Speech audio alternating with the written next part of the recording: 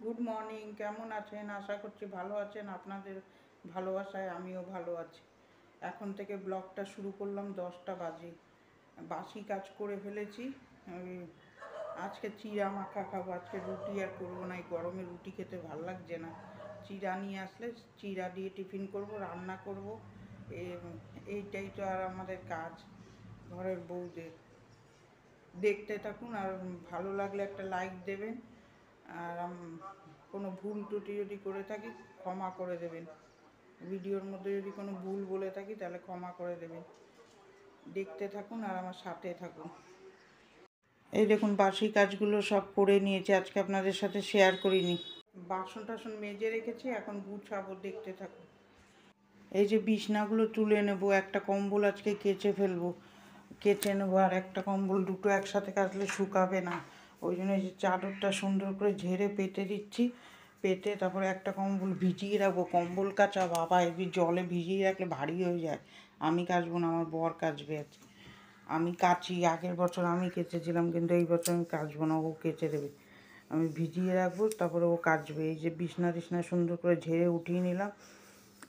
আমি আবার চাদর না ঝাড়লে বাসি বিছনা ঝাড়া হয় না, ও ঝ্যাঁটা দিয়ে ঝাড় দিলে হবে না, ওইটা আমার পছন্দ হয় না। আমি ওই জন্য চাদর উঠিয়েই ঝাড়ি। ওই যে সুন্দর করে বিছনাটা ঝেড়ে বিছনার চাদর পেতে দেবো, টান টান হবে, সুন্দর লাগবে। বাসি বিছনা আমরা জানি উঠিয়েই ঝাড়ে।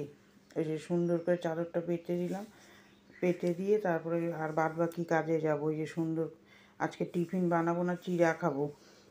ভালো লাগছে না রুটি গরমে খেতে, ওই জন্যই বেশি তাড়া নেই। চিড়া ভিজিয়ে চিড়া খাবো আজকে, বেশি হালকা খাবো আজকে, গরমে ভাল লাগছে না। রুটি খেতে টিফিন করতে হবে না, একদিনের জন্য ছুটি টিফিনে। এই বিছানাটা তুলে নেবো, তুলে নিয়ে তারপর চলে যাবো রান্নাঘরের কাজগুলো শুরু করব। এখানে হয়ে যাবে চিড়া মেখে খেয়ে তারপরে রান্না করব। এই যে বিছনা তোলা হয়ে গেল, এই দেখুন কি সুন্দরভাবে তুলে দিলাম। বিছনাটা তুলে দিলাম, আর একটা কম্বল কাচবো। এই দেখুন, একটা একটা করে কেচে ফেলবো আজকে, আর ঠান্ডা পড়বে না। যা গরম পড়েছে, এখন আর কম্বলের ঠান্ডা মনে হয় না পড়বে। কেচে দেবো, আমি প্রত্যেকবারই কেচে ঢুকাই কম্বল, না হলে এগুলো ওইভাবে ঢুকিয়ে রাখলে গন্ধ হবে। দেখতে থাকুন। শীতকালে তাহলে বের করে একটু রোদ্রে দিলে ব্যাস হয়ে যাবে। এখন রোদ্দুরটা ভালো, শীতকালে তো আবার রোদ্দুর কম হয়। দেখতে থাকুন। এই যে ভাতের জল বসিয়ে দিলাম, ভাতের জল বসিয়ে বাসনগুলো গুছিয়ে নেবো। সকালে যে মেজেছিলাম বাসনগুলো সব মেজে নেব। ভেবেছিলাম ঘর ঝাড়বো, কিন্তু না, এই গরমে ঘর ঝাড়লে ধুলোতে গা প্যাচ প্যাচাবে। কত নাইটি ধুতে লাগছে গরমে, কি গরম পড়েছে। মেঘ হচ্ছে আবার, মাঝে মাঝে গুমোট হয়ে যাচ্ছে, প্রচণ্ড গরম পড়েছে। এই বছর ভালোই গরম পড়বে। এই যে ডাল বসিয়ে দেবো, ডাল বসিয়ে দিয়ে ডাল সিদ্ধ হয়ে গেছে, ওর মধ্যে ফোড়ন দেবো শুকনো লঙ্কার একটু গোটা জিরা দেবো। গোটা জিরা দিয়ে ভালো করে ফোড়ন দিয়ে দেবো। আমার বর কি জানি ধুয়ে বেড়াচ্ছে, উনি খালি গায়ে একটু ইঙ্গর করবেন, ওই জন্য ডালটা ফোড়ন দিয়ে দেবো। জিরাটা একটু পুড়ে উঠলো, ওই যে ভাতের আর উপর দিয়ে দিয়েছি, করে তারপর ডালটা ফোড়ন দিয়ে দেবো। এই যে ফোড়ন দিয়ে দিলাম, দিয়ে তারপরে আজ খাওয়ার জল ভরতে চলে যাবো। একটার পর একটা কাজ আছে, দেখতে থাকুন। এই যে এই জলগুলো ভরে নেব, সুন্দর করে খাওয়ার জলটা ভরে নেব। বোতলগুলো ভাবছি মাজবো, দেখি আজকে সময় করে, কালকে সময় করে পারলে মাজবো বোতলগুলো, অনেক দিন মাজা হয় না, এমনি আলগা জলে ধুয়ে রেখেছি। এই খাওয়ার জলগুলো ভরে নেব, ভরে নিয়ে তারপরে রান্নায় যাব আবার। আজকে ঘর দুয়ারও মুছতে হবে আমার।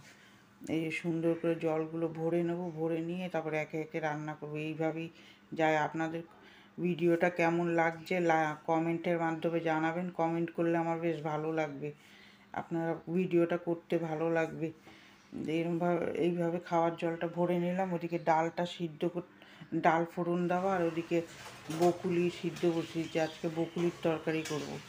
ডাল হয়ে গেছে, ডাল নামিয়ে নেব, নামিয়ে নিয়ে কুমড়ো ভাজা বসাবো। এখানে কুমড়োটা ভেজে নেবো, ওখানে বকুলিটা সিদ্ধ হয়ে যাক। বকুলি একটু লবণ দিয়ে সিদ্ধ করতে হবে। বকুলি কিন্তু ভাজবেন না, ভাজলে ভালো লাগবে না।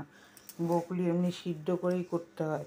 তারপরে এই কড়াইতে তেল দিলাম, তেজপাতা গোটা জিরা দিয়ে আলুটা ভালো করে ভাজবো, লাল লাল করে আলু ভাজবো। ভেজে তারপরে এর মধ্যে একে একে মশলা দেবো। ওইদিকে ওই পাশে কুমড়ো ভাজাটা নিয়ে গেছি, কুমড়ো ভাজাটা ফুটে থাকবে, দুই পাশে দুটো করলে তাড়াতাড়ি হয়ে যাবে রান্না। একটু বুদ্ধি করে কাজ করলে সেই কাজ তাড়াতাড়ি হয়। ওই কুমড়ো ভাজা নিয়ে বসে থাকলে আমার খুব দেরি হয়ে যাবে।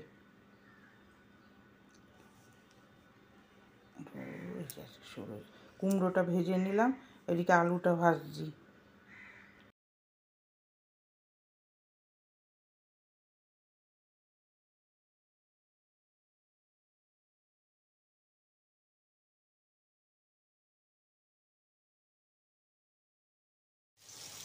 শুকাবে আর এখানে ব্রকুলি রান্না করবো, ডাল ভাত, কুমড়ো ভাজাটা হচ্ছে, আর ভোলা মাছ রান্না করব।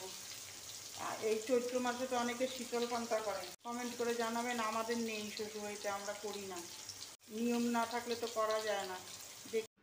এই যে এখানে কুমড়োটা ভাজছি আর আলুটা ভাজছি, আলুটা একটু লাল লাল করে ভেজে নেবো, খেতে স্বাদ হবে। এই যে কুমড়োটা উঠিয়ে নিলাম, ভাজা হয়ে গেছে, আর কটা আছে ওই কটা ভাজবো। দুই পাশে দুটো না বসালে আমার রান্না হবে না। কড়াই এটা হচ্ছে কড়াই তো মাজা যাবে, ওই একটা করে করলে আর লোকের সময় মতন খাবার দেওয়া যাবে না। এই যে সুন্দর করে স্বাদ মতন লবণ দেবো, হলুদ দেবো, জিরা ধনের গুঁড়ো দেবো, আর যা যা মশলা লাগে, শুকনো লঙ্কা, কাঁচুরি মির্চ। আর ওই দিন আমি যে সসটা বানিয়েছি ওই সসটা দেবো। ওই সস বানিয়ে রাখলে আপনার 3 মাস স্টক থাকবে, টমেটো না থাকলেও ওইটা দিয়ে কাজ চালাতে পারবেন। আপনারা দেখতে চাইলে রান্নার ভিডিওতে গিয়ে এই দেখবেন আমি কীভাবে বানিয়ে রেখেছি। ওগুলো স্টক করে 3-4 মাস তো রাখা যায়। একটুখানি চিনি দিয়ে দিলাম, চিনি দিয়ে ভালো করে কষাবো, কষিয়ে নেবো। ওখানে কষিয়ে নেবো, ওদিকে কুমড়ো ভাজাটাও নাড়াবো আর এখানে মশলাটাও কষাবো। কষানোটা ভালো করে না হলে এই বকুলি খেতে ভালো লাগবে না। আমি তো খাই না বকুলির গন্ধ আমার সহ্য হয় না। অনেকে খায়, ওগুলো ভালো। এই যে সুন্দর করে কষিয়ে নেবো, কষিয়ে নিয়ে এখানে জল দিয়ে দেবো। কষানো হয়ে গেলে তেল ছাড়লে তারপরে জল দিয়ে দেবো। ভালোই লাগে বলে কে জানে, আমি খাই না বকুলি, কীরকম একটা গন্ধ লাগে রান্না করতে গেলে। কিন্তু বকুলিতে অনেক উপকার আছে, বকুলি খাওয়া ভালো, বকুলিতে অনেক কিছু রোগ ব্যাধি সারে। এই যে তারপরে কষানোর পরে জল দিয়ে দেবো ভালো করে, জাল উঠলে তারপরে বকুলিগুলো দিতে হয়। এই যে সসটা দিচ্ছি, দেখুন এরকম করে স্টক করে আমি ফ্রিজে রেখে দিয়েছি। এইভাবে এটা করে রাখলে টমেটো না থাকলেও এটা দিয়ে কাজ চালানো যায়। এই যে তারপরে এই যে ঝোল দিয়ে দিলাম, তারপরে আপনাদের সামনে আসছি। এই টমেটোর সসটাই যে এইভাবে করে রেখেছি, এখন দেখুন কাজে লাগবে। অনেকে এরকম কম দামি টমেটো নিয়ে এরকমভাবে সস বানিয়ে রেখে দেবে, রান্না ঠান্নায় দেওয়া যাবে, এমনি সিঙ্গারার সাথেও খাওয়া যাবে আর রান্নায়ও দেওয়া যাবে। ওই দিন করে ওই জন্য স্টক করে রেখেছি। আপনারা যদি শিখতে চান তো আমার মনীষা কুকিং চ্যানেলে গিয়ে দেখবেন। আর যদি লিঙ্ক চান বলবে, মেসেজের দ্বারা বলবেন, আমি লিঙ্ক দিয়ে দেবো, তাহলে আপনারা গিয়ে দেখবেন কীভাবে বানিয়েছি। এরকম বানিয়ে স্টক করে রেখে দিলে 3 মাস 4 মাস চলে যায়। আমি বানিয়ে রেখেছি কিছুটা রান্নায় দেওয়া, আর কিছুটা ওই তেলে ভাজা ভাজা দিয়ে খেতে ভালো লাগে মোমো টোমোর সাথে। মোমো টোমো আমি সব ঘরেই বানাই, বানিয়ে এই সস দিয়ে খেতে পারবেন। দেখতে থাকুন। এই দেখুন জাল উঠেছে, তারপরে আমি বকুলিগুলো দিচ্ছি, না হলে আগে দিলে সিদ্ধ হয়ে যাবে বেশি। এই দেখুন কম্বলটাও কেচে দিয়েছে আমার বর। এই যে গাছে 3খানা গোলাপ ফুল হয়েছে, রাস্তা দিয়ে লোক যাচ্ছে, কি ভালো লাগছে দেখতে। এই যে কম্বলটা দেখেছেন কেচে দিয়েছে, এই জল ঝরে শুকিয়ে থাকবে।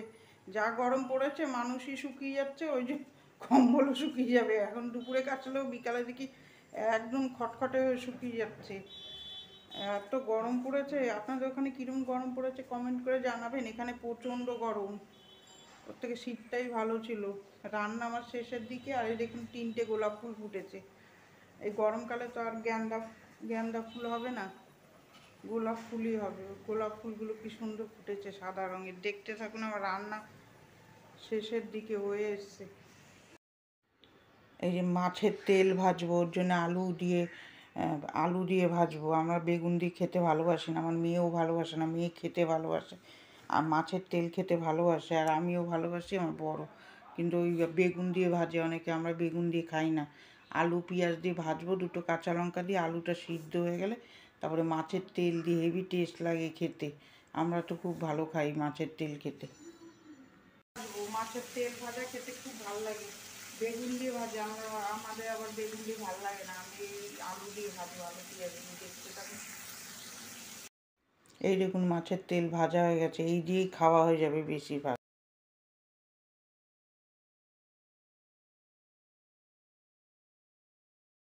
মাছের তেল দিয়ে মনে হয় ভাতটা খাওয়া হয়ে যাবে, এত সুন্দর।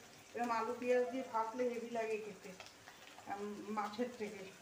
আমাদের আজকে খাওয়া খুব জমে যাবে, দেখতে থাকবে। এই যে হয়ে গেছে, নামিয়ে। দুপুরের লাঞ্চ মেনুতে হয়েছে ভাত, ডাল, মসুর ডাল, এই যে বকুলির তরকারি, মিশানো সবজি, আর মাছের তেল ভাজা, ভোলা মাছ। রান্না বান্না শেষ, এবার এই যে বাসন টাসন মাজবো, ঘর মুছবো, দেখতে থাকুন আর আমার সাথে থাকুন। এই যে বাসনগুলো মেজে নেব, নিত্য কাজে চলে আসলাম। বাসন মাজা সকালে একবার হয়ে গেছে মেজে, তারপরে এই যে এখন ওই অল্প কটা বাসন রান্না করতে করতে মাজি, না হলে তো এক গাদা আপনারা দেখে ভয় পেয়ে যাবেন। ওই জন্য আমি কিছু কিছু করে রান্না করে মেজে নিই, না হলে অনেক বাসন পড়ে যাবে। মাজছি আর ধুচ্ছি দেখুন সুন্দর করে। এত বাসন মাজতে মাজতে আমার আর নেল পালিশ হাতে থাকে না দেখুন, ওই জন্য আমি নেল পালিশ পরাই বন্ধ করে দিয়েছি। বাসন মাজতে মাজতেই আমার নেল পালিশ অর্ধেক উঠে যায়, কী করবো, ওই জন্যে নেল পালিশ আর পরি না। দূর, ওই সাজগোজের দিকে আমার অত ইন্টারেস্টও নেই, কোনো দিনই আমি সাজতাম না অত। নেল পালিশ ওই কবে দেখুন নীল নেল পালিশটা পরেছিলাম, আর এই পরি না, ওই মাঝে মাঝে উঠে যায়, অত ধৈর্য নেই আমার। আবার এই ঘরটা মুছতে চলে আসলাম, এই ঘরটা সুন্দর করে মুছে নিলাম। অনেকে দেখি কী সুন্দর সেজে গুজে ভিডিও করে, আমি ভিডিও অনেকের দেখি, কিন্তু আমার দ্বারা হবে না ওরকমভাবে। ওর তো সেজে গুজে আমি পারি না, আমি অত সাজতে পারি না, সাজতে কোনো দিনই ভালোবাসতাম না আমি। এই যে দেখুন নেল পালিশ কবে পরিয়েছি, আপনাদের সাথে ভিডিওটা শেয়ার করা আছে। আর এই দেখুন আর পরি নাই। বাসন টাসন মাজতে গেলে ওইগুলো থাকে না, ঘরের কাজ যারা করবে অত সুন্দর করে মেকআপ করে কাজ করা যায় না। ওই এরকমই আমার সাজগোজ বিয়ের আগেও ছিল না সেরকম একটা, আর এখন তো আরোই বেশি সাজি না, ওইভাবেই থাকি, মাথাটা একটু আশ্রয়, ব্যাস। ওই অত সাজতে ভাল লাগে না আমার। ওই যে সুন্দর করে ঘরগুলো মুছে নিলাম।